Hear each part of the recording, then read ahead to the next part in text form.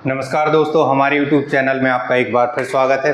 इस वीडियो में हम मध्य प्रदेश की गौंड जनजाति के बारे में पढ़ेंगे। गौंड जनजाति जो कि भारत की सबसे बड़ी जनजाति है और गौंड जो है कौंड शब्द से आया, जो कि एक तमिल भाषा का शब्द है और उसका कौंड का मतलब होता है पहाड़, हरे भरे पहाड़ यानी कि पर्वत। तो पर्वतीय क्षेत्रों में रहने के कारण इस जनजाति को कौंड शब्द दिया गया है और कौंड से ये गौंड बना और ये भारत की सबसे बड़ी जनजाति कहलाती है और मध्य प्रदेश की दूसरी सबसे बड़ी जनजाति है। मध्य प्रदेश में पहली सबसे बड़ी जनजाति भील है और दूसरी गौंड है। गौंड यदि हम देखें बेसिकली आपके भारत में, तो आपका जो तेलंगाना का पठार है, नीलगिरी का पहाड़ है, तो तमिलनाडु से लेके आपके मध्य प्रदेश या उत्तर में जो है झारखंड हो गया और उसके अलावा राजस्थान और गुजरात, इन सभी क्षेत्रों में फैली हुई है थोड़ी थोड़ी मात्रा में। तो ये भारत का सबसे बड़ा जनजाति समूह है। ठीक है, अब ये मध्य प्रदेश में निवास कहाँ करती है? तो मध्य प्रदेश में सर्वाधिक निवास करती है मंडला, डिंडौरी और छिंदवाड़ा में, और जो है नर्मदा नदी के किनारे भी पाई जाती है। इन जिलों के अलावा जहाँ जहाँ से नर्मदा नदी गई है उसके आसपास इन्होंने अपना निवास स्थल बनाया हुआ है। तो मध्य प्रदेश में निवास स्थल कहाँ है? मेनली आपका मंडला डिंडौरी हो गया, छिंदवाड़ा में भी काफ़ी मात्रा में पाई जाती है, उसके अलावा आपकी नर्मदा नदी के दोनों किनारे पर। तो ये याद रखना है। अब इसकी उपजातियों की बात करें, उपजातियां, तो उपजातियां इसकी बहुत सारी हैं। व्यवसाय के आधार पर बांटा गया है, निवास के आधार पर बांटा गया है और अन्य प्रकार भी हैं। तो सबसे पहले हम देख लेते हैं व्यवसाय के आधार पर। जो जनजाति जैसा व्यवसाय करती थी वैसा उसको नाम दे दिया गया। जैसे अगरिया जनजाति, ये जो है लोहे का काम करती, लोहे से कृषि उपकरण बनाती थी और अन्य उपकरण बनाती थी, तो इसे अगरिया कहा गया है। फिर आप देखेंगे प्रधान, तो ये जो है पुजारी का काम करते थे, प्रमुख पुजारी कहलाते थे, तो इनको प्रधान कहा गया है। और गौंड जनजाति में या मध्य प्रदेश की जनजातियों में सर्वाधिक शिक्षित जनजाति भी कौन सी है? प्रधान है। फिर आप देखेंगे ओझा जनजाति, ओझा जो कि तांत्रिक तंत्र मंत्र विद्या जानती है, तांत्रिक झाड़ फूंक का काम करती है, क्योंकि जनजातियों में सबसे ज़्यादा ये झाड़ फूंक चलता है, लोग उसमें ज़्यादा बहुत विश्वास करते हैं। कुछ भी हो जाता है तो डॉक्टर के पास जाने से पहले ये लोग कहाँ? तांत्रिक के पास जाते हैं। और तो ये ओझा जनजाति है जो कि तांत्रिक का काम करती है और लोगों को बताती है ओझा जनजाति कि हम सीधे भगवान से या जो प्रमुख व्यक्ति हैं, देवता हैं, उनसे बात करते हैं। तो देवता और जनजाति या लोगों के बीच का मुख्य जो आपका वे है वो कौन सी? ओझा जनजाति है। तो ये ओझा तांत्रिक का काम। फिर उसके बाद सोलहास जनजाति, सोलहास ये जो है बढ़ई का काम या कारपेंटर, लकड़ी की जो छिलाई करके जो नए नए जो उपकरण बनाए जाते हैं वो बनाती है। तो ये बढ़ई या कारपेंटर का काम करने वाली जनजाति को सोलहास जनजाति। फिर कोयला भूतिस जनजाति है जो कि नगरों में नृत्य गान करके अपना जीवन यापन करती है। तो नगरों में नृत्य गान करके जीवन यापन करने वाली जनजाति कौन सी है? कोयला भूतिस। तो ये जो है व्यवसाय के आधार पर गौंड जनजाति को बांटा गया है। अब उसके बाद निवास स्थल पर देखें तो निवास स्थल के आधार पर दो प्रकार में बांटा गया है। गौंड जनजाति को आप देखोगे तो हमारे यहाँ गढ़मंडला या गढ़ा के गौंड पाए जाते हैं, देवगढ़ के गौंड, है ना। तो ऐसे गौंडों को भी राज्य के आधार पर अलग अलग बांटा गया है। तो यहाँ निवास के आधार पर हम देख रहे हैं, तो निवास के आधार पर धुरगौंड होते हैं और राजगौंड होते हैं। राज शब्द से आपको समझ में आ रहा होगा, राजगौंड और धुरगौंड। तो राजगौंड कौन कहलाते हैं? जो राजा टाइप के लोग होंगे। तो ये जो आपके राजा या जिनके अधीन बहुत सारी जमीन होती थी, भूस्वामियों के मालिक होते थे, छोटी मोटी रियासतें या राज्य, जैसे आप देखेंगे रानी दुर्गावती, है ना, गौंड वंश की रानी थी, दलपत साय, संग्राम साय, है ना, और बहुत सारे शासक रहे थे। ये राजा वर्ग के लोग कहलाते हैं।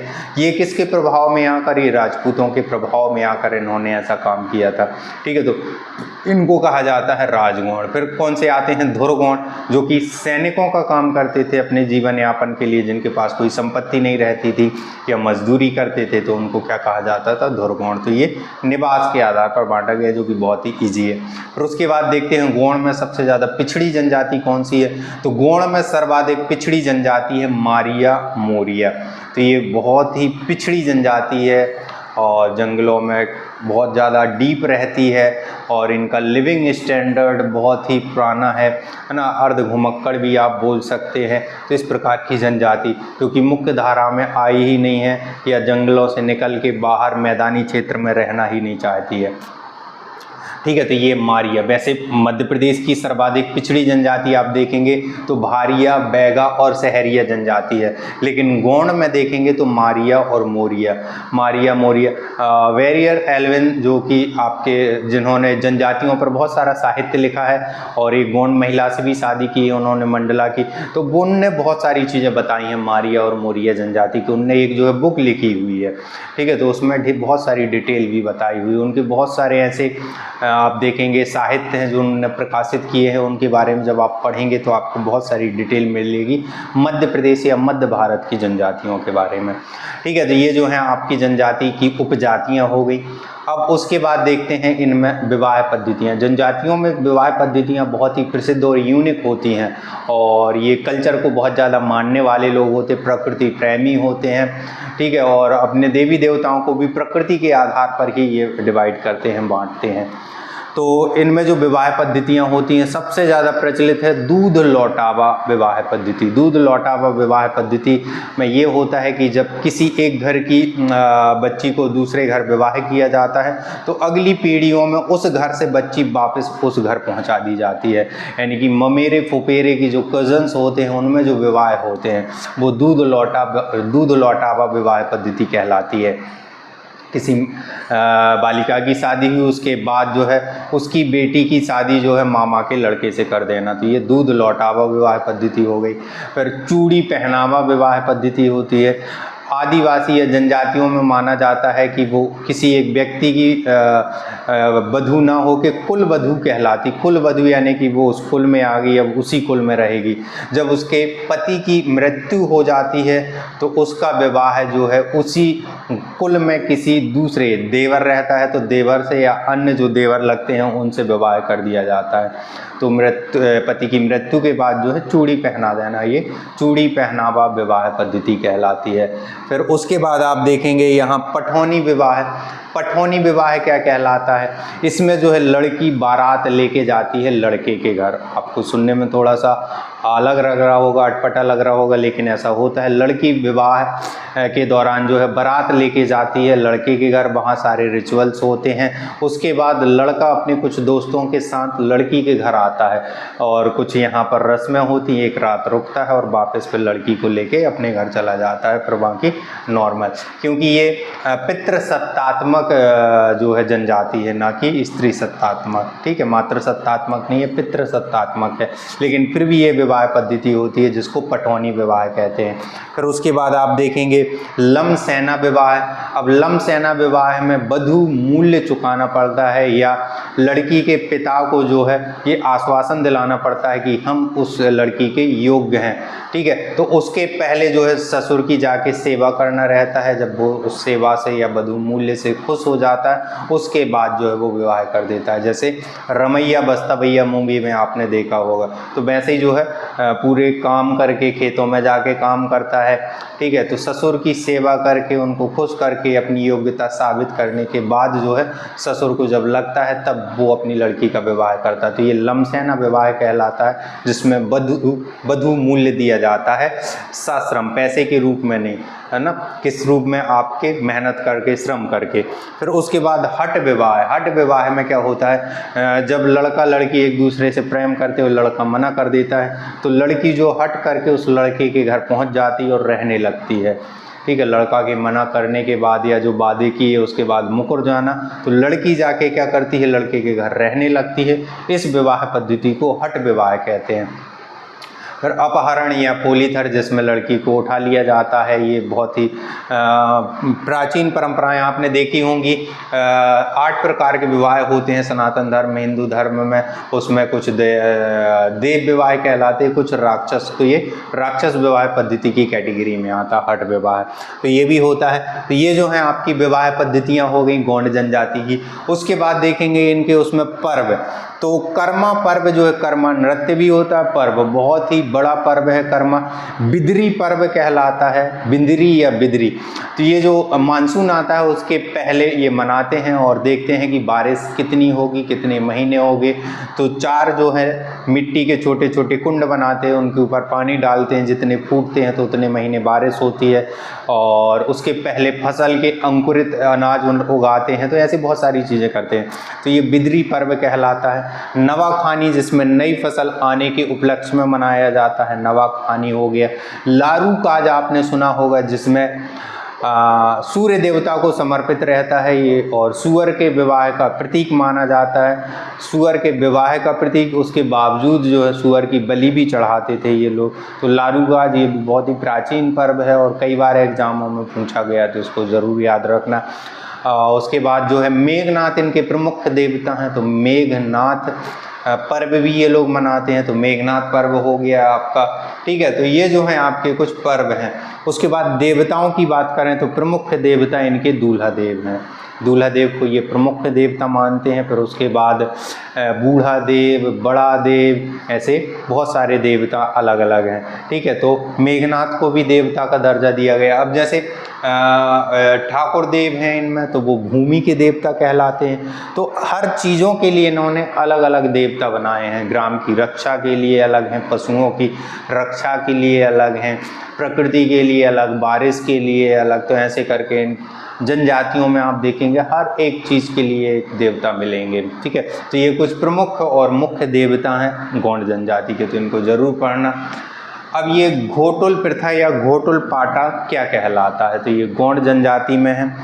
अच्छा, ये जो इस प्रकार की जो प्रथा है ये अन्य जनजातियों में भी पाई जाती है। जैसे वर्तमान में आप देखते हैं लिव इन रिलेशनशिप में रहने की बहुत ज़्यादा वो चली है प्रथा।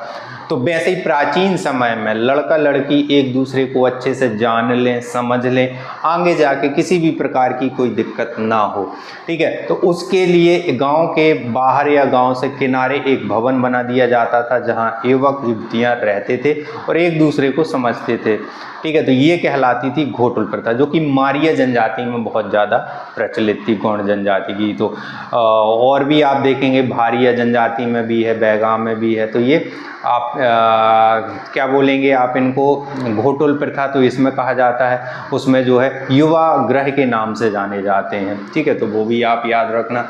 फिर उसके बाद जो है मृत्यु गीत गाए जाते हैं, जिनको खहोल पाटा कहा जाता है। मृत्यु गीत ये भी आदिवासियों में प्रचलित हैं। निमाड़ क्षेत्र में मृत्यु गीत गाए जाते हैं। उसके अलावा और मध्य प्रदेश में जहाँ जहाँ जनजातियाँ रहती हैं वहाँ भी मृत्यु गीत गाए जाते हैं।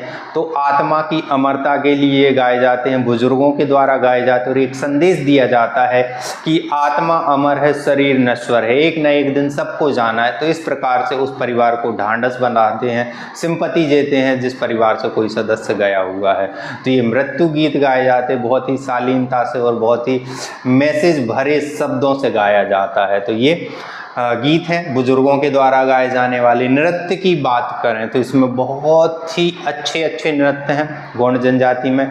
कुछ नृत्य ऐसे हैं कि गिनीज वर्ल्ड रिकॉर्ड में भी शामिल किए गए हैं, जैसे कि कर्मा मंडला के स्कूलों के द्वारा 30,050 लोगों के साथ एक साथ 30,050 लोगों के द्वारा एक साथ मिलके 8 मिनट 13 सेकंड तक ये नृत्य किया गया था। तो उसको गिनीज वर्ल्ड रिकॉर्ड में शामिल किया गया है। कर्मा बहुत ही स्पेशल नृत्य है। सैला, जिसमें पदों का संचालन होता है, हर एक पर्व पर करते हैं ये। तो सैला नृत्य। गेड़ी नृत्य आपने सुना होगा, गेड़ी, जो कि बांस की 2 लंबे डंडे लेते हैं और उस पर खड़े हो जाते हैं। जो प्राचीन समय में जनजाति या गांव के लोग जो है बरसात के कीचड़ से बचने के लिए उपयोग करते थे। आज भी नृत्य होता है, आप देखेंगे 26 जनवरी में भोपाल या दिल्ली में जो जनजातीय नृत्य हैं उसमें बहुत लंबे बांस होते हैं, उसके ऊपर चढ़ जाते हैं, तो वो गेड़ी नृत्य कहलाता। गोंचो नृत्य, ये भी आपके कौन सी जनजाति में है, आपकी गौंड जनजाति में। तो इस प्रकार की ये कुछ प्रमुख नृत्य हैं। उसके अलावा और भी बहुत सारे नृत्य होते हैं, तो वो मध्य प्रदेश के जो आदिवासी नृत्य हैं उसका एक अलग से वीडियो बना देंगे, उनकी डिटेलिंग बता देंगे। तो यहाँ ये हो गए। उसके बाद आप देखेंगे पितृ सत्तात्मक सामाजिक व्यवस्था है इसमें, ठीक है। और महुए की शराब का अत्यधिक सेवन करते हैं। यदि भोजन की बात करें तो ये महुए की शराब का सेवन करते हैं। मांसाहारी के साथ साथ कुछ लोग शाकाहारी भी होते हैं जनजातियों में। बाजरा, कोदो कुटकी, उसकी जो बाजरा की रोटी, ज्वार की रोटी और कोदो कुटकी, जिसको जीआई टैग दिया गया मंडला डिंडोरी के लिए, जो कि एक प्रकार का चावल है। और हम जंगली घास बोलते हैं, जबकि सबसे ज़्यादा विटामिन मिनरल्स रिच रहता है, जो कि कुपोषित के लिए बहुत ज़्यादा न्यूट्रिशन रहता है इसमें। तो वो मध्य प्रदेश सरकार इसका प्रमोशन कर रही है और ज़्यादा से ज़्यादा लोगों तक पहुंचा रही है कि लोग इसे कंज्यूम कर सकें। ठीक है, तो ये हो गया आपका भोजन हो गया। अब भाषा की बात करें तो गोंड जनजाति गोंडी भाषा बोलती है। डोरली ये भाषा है और ये गोंड जनजाति के द्वारा बोली जाती है। एमपीपीएससी में जनजाति भाषा के बारे में भी पूछा जाता है। कोया, तो ये भी आपकी एक भाषा है। तो आदिवासियों में, मध्य प्रदेश की आदिवासियों में आप देखें 20 से 25 लैंग्वेज हैं जो कि अलग अलग जनजातियों के द्वारा बोली जाती हैं। तो उन पर क्वेश्चंस आते हैं, उनको ज़रूर पढ़ें आप। अच्छा, शारीरिक बनावट की बात देखें तो इनकी त्वचा का रंग काला होता है, ठीक है, काले बाल होते हैं, ठीक। उसके अलावा ओंठ जो है मोटे होते हैं, हष्ट-पुष्ट शरीर होता है, बड़ी नाक होती है। तो ये जो है इनकी शारीरिक बनावट है, तो इसको याद रखना है। और वस्त्र जो है, महिलाएं घुटने तक साड़ी पहनती हैं, पुरुष जो हैं आप देखेंगे धोती कुर्ता पहनते हैं, लंगोट पहनते हैं। तो ये जो है इनके वस्त्र हो गए, ठीक है। ये मैप है जिसमें आप देख पा रहे हैं नर्मदा नदी के दोनों किनारे, और यहाँ मंडला, डिंडोरी, बालाघाट हो गया, छिंदवाड़ा में ज़्यादा है ना, तो सिवनी, इन जिलों में ये यहाँ पर सबसे ज़्यादा जनजाति पाई जाती है, गोंड जनजाति। तो ये गोंड जनजाति के कुछ फेमस फैक्ट हैं जो कि आपके सभी एग्जामों के हिसाब से हैं। Thank you.